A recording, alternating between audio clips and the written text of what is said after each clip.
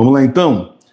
Nós vamos continuar com a profecia da beata Ana Catarina Emérita, 2 papas e 2 igrejas, tá? Se você quiser seguir, nós estamos lá na página 196 no livro. Presta atenção. Eu vou ler um pedaço, uma página e um pedaço, porque são 4 parágrafos, mas eles se completam, tá? Aí a segunda parte eu deixo para amanhã. Vi que muitos padres haviam se envolvido em ideias que eram perigosas para a igreja. Eles estavam construindo uma grande, estranha e extravagante igreja, mas Deus tinha outros planos.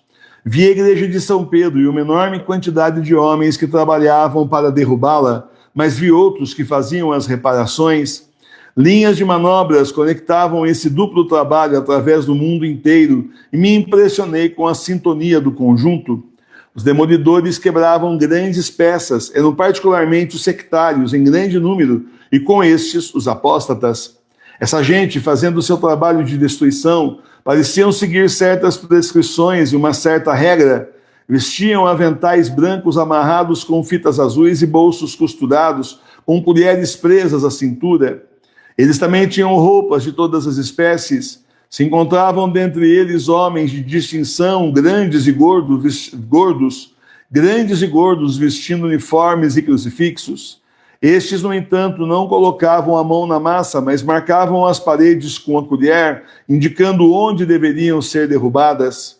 Para meu horror, vi entre estes sacerdotes católicos.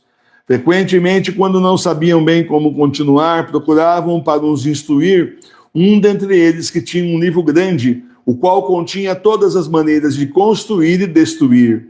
Então marcavam de novo com a colher exatamente algum ponto que devia ser destruído, e sobre este a demolição era prontamente feita. Trabalhavam silenciosamente e com confiança, porém astutamente, furtivamente e com olho de gato. Vi o Papa rezando, estava cercado por falsos amigos que frequentemente faziam o oposto daquilo que ele ordenava.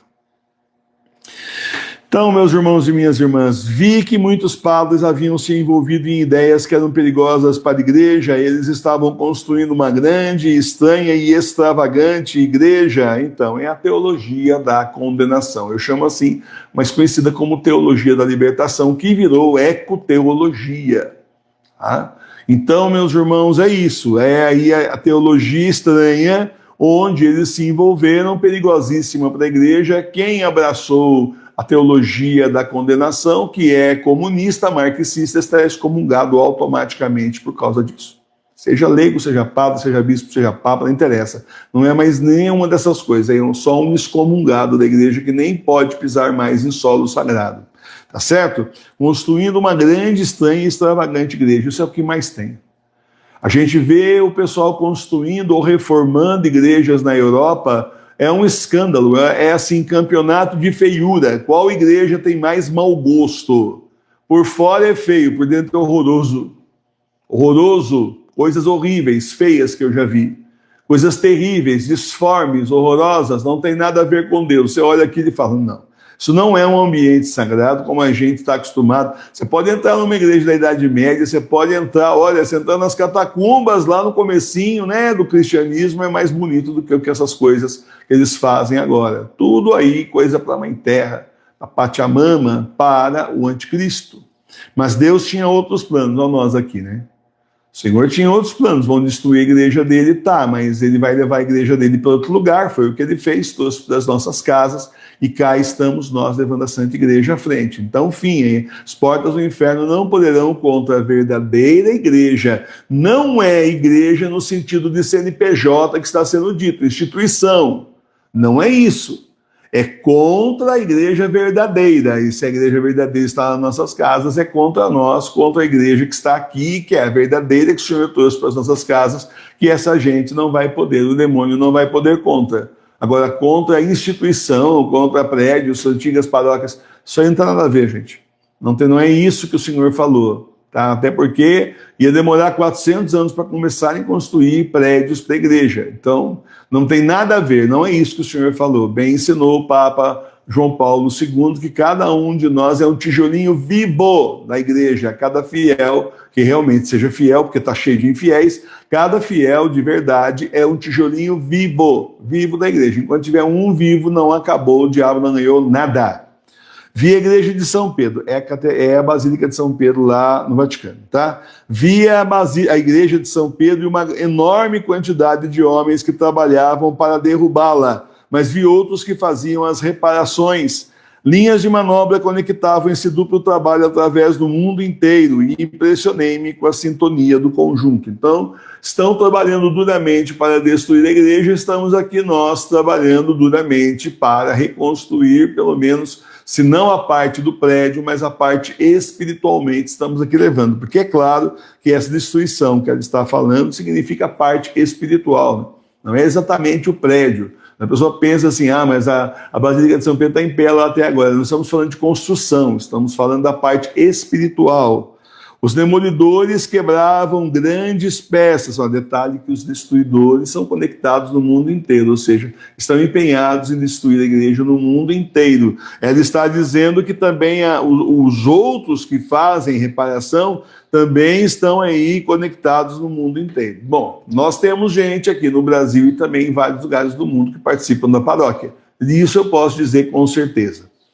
Os demolidores quebravam grandes peças, eram particularmente os sectários em grande número, e com estes os apóstatas.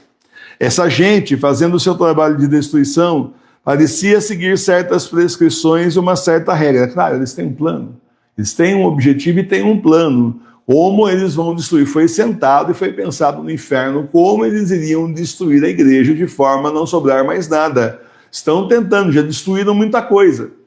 Destruíram muito, destruíram o sacerdócio, destruíram a catequese, destruíram as bases, destruíram a igreja em si, virou uma igreja invadida, virou a falsa igreja, que está usando os nossos prédios, os prédios que são nossos, sim, dos católicos apostólicos romanos verdadeiros, não são deles, mas eles tomaram, se infiltraram. Isso, no entanto, eles podem usar roupas de padre, de bispo, de cardeal, de papa, eles podem, enfim, tomar esses títulos, mas essa igreja é falsa, não tem nada a ver com a igreja de Cristo, certo? Essa gente fazendo o seu trabalho de destruição parecia seguir certas prescrições e uma certa regra, tem mesmo um planejamento de destruição da igreja. Vestiam aventais brancos amarrados com fitas azuis e bolsos costurados com colheres presas à cintura. Quem é que usa avental? Maçonaria, os maçons. Os maçons aí nessas, como é que a gente fala? Será que eu posso falar cerimônia? Não sei, enfim, nessas reuniões aí que eles fazem, eles usam, avental. Vários tipos diferentes e tal, aí eu não entendo, nem quero entender de divisão de maçonaria, só vejo aquele monte de homem de terno lá com o aventalzinho na frente. A primeira vez eu estranhei, a segunda vez eu estranhei, quando eu soube o que me barbarizei, né? Aqui no Brasil está cheio também de lojas maçônicas. Não, você não vai lá comprar roupa, quando eles falam loja é o templo deles, tá?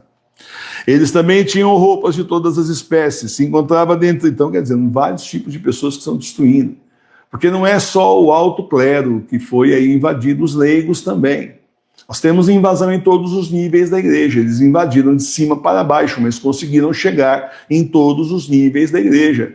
Desde o mais alto lá, do indivíduo vestido de branco, até o mais baixo aqui da paroquinha menor que tiver por aí, eles estão infiltrados em todo lugar.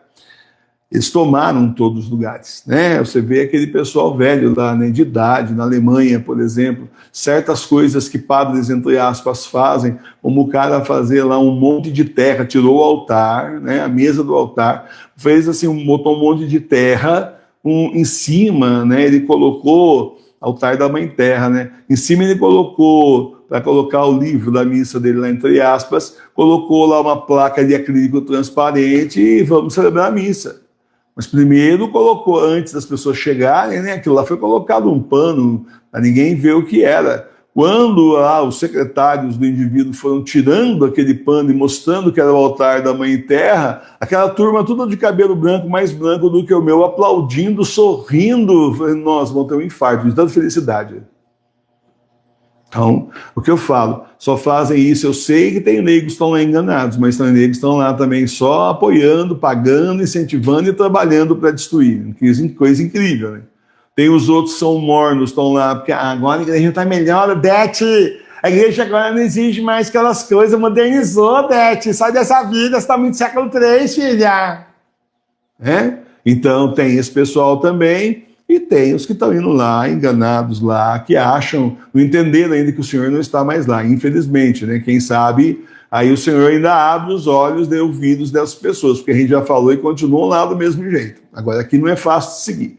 Igreja verdadeira não é fácil de seguir, e o Papa Bento XVI, quando era padre ainda, em 1969, lá naquele programa de rádio que ele fez lá, justamente um pronunciamento, na verdade, o discurso dele foi profecia do que ia acontecer no final da igreja. Ele disse que a igreja ia ser menor e justamente por isso muito exigente com seus membros, como era no começo.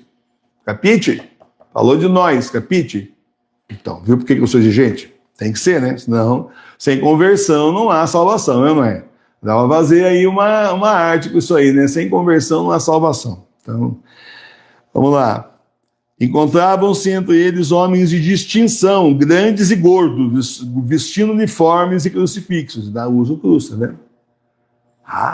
Então, um pessoal de grana, pessoal poderoso, grandes, gordos, pessoal aí, e com crucifixo, que é isso, nós usamos cruz também, qual é o problema seu? Nós é católico, aquele negócio, né? Estes, no entanto, não colocavam a mão na massa. Claro que não, eles são os idealizadores da destruição. Os outros vão destruir, eles são os que idealizam. Mostram onde tem que destruir e aí os outros vão e destroem. Olha, eles não colocavam a mão na massa, mas marcavam as paredes com a colher, indicando onde deveria ser derrubado. Agora nós vamos derrubar aí o sacerdócio, aí o celibato do sacerdócio. Celibato, X aqui para acabar com é aqui que nós vamos derrubar agora. Não, agora nós vamos derrubar esse negócio que mulher não pode ser paga. Agora é aqui também. É isso que eles estão fazendo. Pegando parte por parte da igreja, acabando, Deus não castiga, o inferno não existe, o demônio não existe. Se existiu, o inferno está vazio, Deus perdoa sempre. Olha as ideias, rápida listinha de destruição, né? Destruição de fé, né? Tá certo? Então, aí isso vem vindo, não é de hoje, não é de Jorge Mário Bergoglio para cá, é antes dele, só que era muito soft, depois ficou mais descarado, aonde eles conseguem ser descarados, né? Aí as missas de Pachamama e tudo mais. O Leão Lobo, ele simplesmente, que chamam de Papa aí, né, atualmente, ele simplesmente montou uma comissão de pessoas conselheiras dele, tem vários leigos nessa comissão. Uma delas é a adoradora da Pachamama. É sério, a adoradora, ela é devota da Pachamama mesmo. Ela, inclusive, falou isso daí. Ela deu em entrevista, ela falou assim, nós não somos a Pachamama, nós somos todos parte da Pachamama. Somos adoradores da Pachamama. Não estou falando de Jorge Mário Bergoglio, o Francisco, estou falando do Leão Lobo, que chamam de Papa Leão por aí. É dele que eu estou falando.